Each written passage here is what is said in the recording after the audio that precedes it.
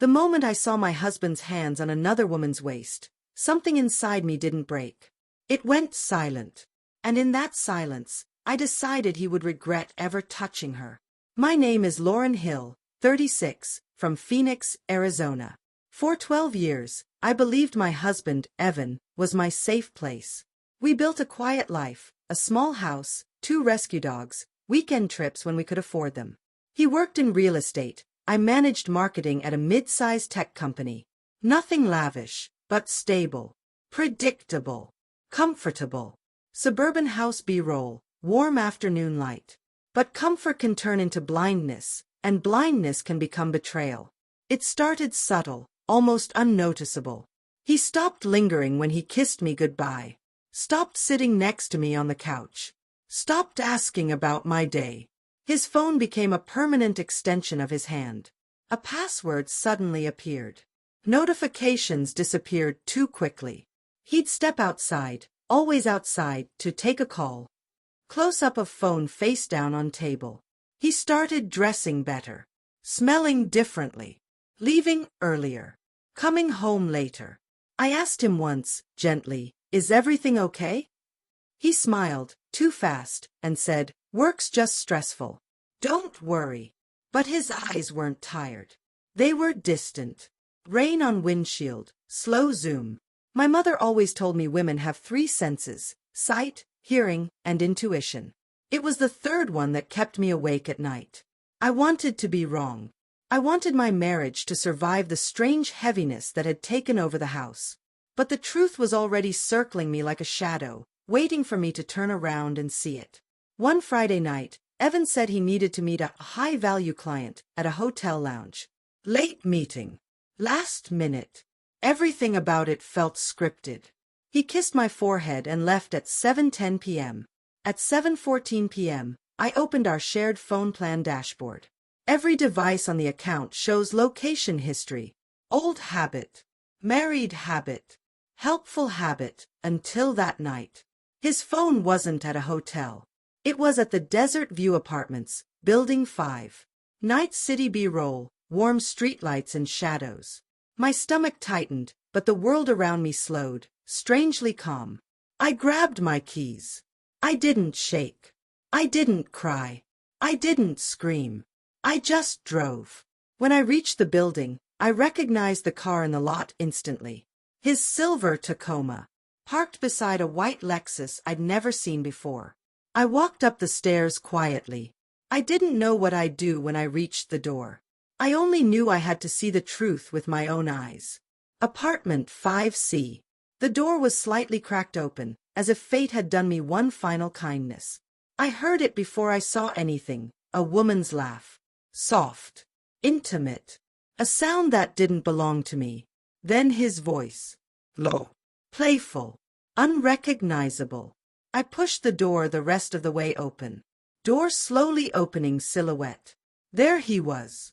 My husband. Holding another woman by the waist, kissing her neck. Her dress strap halfway off her shoulder. My world went mute. I didn't gasp. Didn't burst in. Didn't collapse.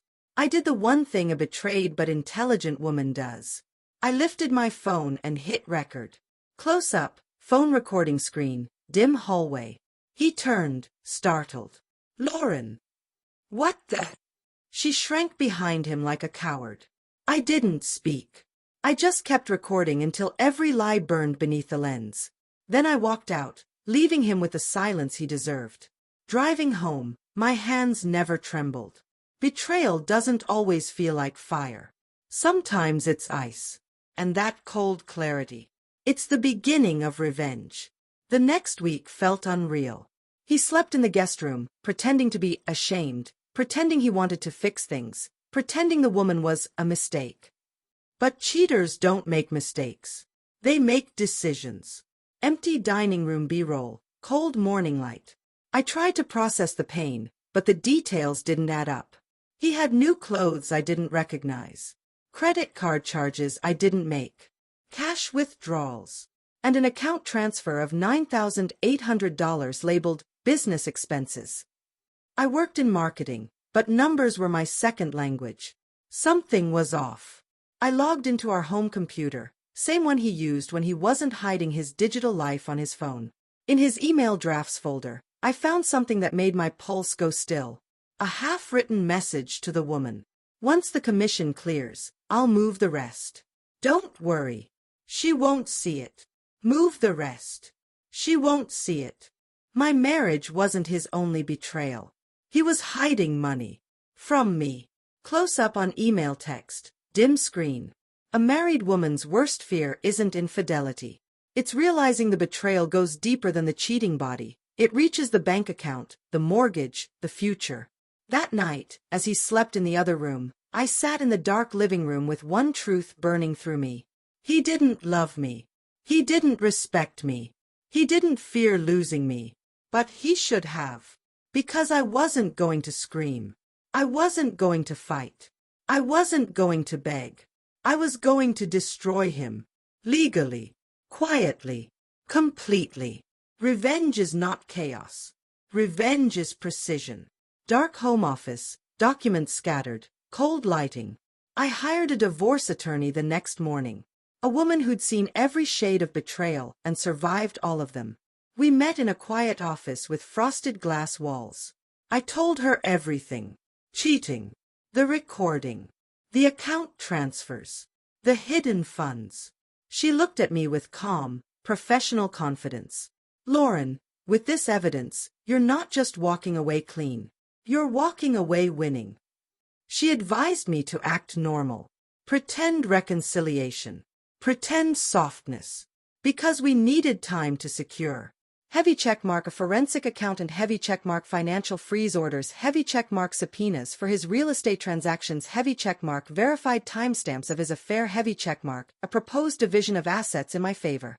Every single move was completely legal. And every move cut him deeper than any scream I could have thrown at him. Legal documents B-roll, courtroom hallway. We discovered he was funneling money into a private account under the woman's name. That's marital fraud. Judges don't forgive marital fraud. We filed immediately. He was served on a Tuesday morning as he stood shirtless in the driveway, collecting a package from Amazon. His face went the color of ash. He stormed into the house that evening. You blindsided me. I didn't raise my voice. I only said, "No, Evan. You blinded yourself." His things were already boxed. His key code access was already revoked. His financial access was frozen by court order. He had no idea that the woman he cheated with was also named in the filing for receiving marital assets illegally. His affair wasn't just exposed. It was weaponized. When the financial investigation finished, the truth came out clean and sharp. He'd hidden $36,400. He'd funneled money to another woman. He'd tried to move assets behind my back. He'd violated fiduciary duties to our marriage. In Arizona, that meant one thing. I got everything. Courtroom hallway B-roll, slow dolly shot. The judge awarded me. The house, both vehicles, 70% of our savings, full ownership of my retirement fund, compensation for the diverted marital funds. He was left with debt, an apartment, and the woman he ruined his life over. His mistress dumped him 2 weeks later. She didn't want a broke cheater. She wanted the lifestyle he stole from me. Now he had nothing, not even dignity. A month later, he came to pick up the last of his boxes. He stood in the doorway, thinner, defeated. "Lauren, can we talk?" "No," I said calmly. He swallowed hard. "I didn't think you had this in you." I stepped closer so he could see exactly what betrayal creates. "You took my trust," I said. "You took my stability. You took my future. So I took everything else." Hands letting go of wedding ring. He blinked, realizing the final truth. I didn't just leave him. I erased him. He walked away silently, shoulders sunken. The door clicked shut behind him with a satisfying, cold finality. Slow shot of woman closing door, blue tint. I stood in the quiet house, the house that was now completely mine, and inhaled a deep breath that felt like rebirth. I didn't just survive betrayal. I weaponized it. And as sunlight spread across the living room floor, warm and clean, I whispered the last line of my old life. And that was the last day he ever had power over me. If this story touched you, inspired you, or made you feel something real, please like, subscribe, share, and comment your thoughts below. Your support helps us grow, and together let's reach 5,000 subscribers. Your engagement means the world to us. Thank you for reading. This is Betrayal Nation. Visit our channel every day for more true, powerful betrayal stories.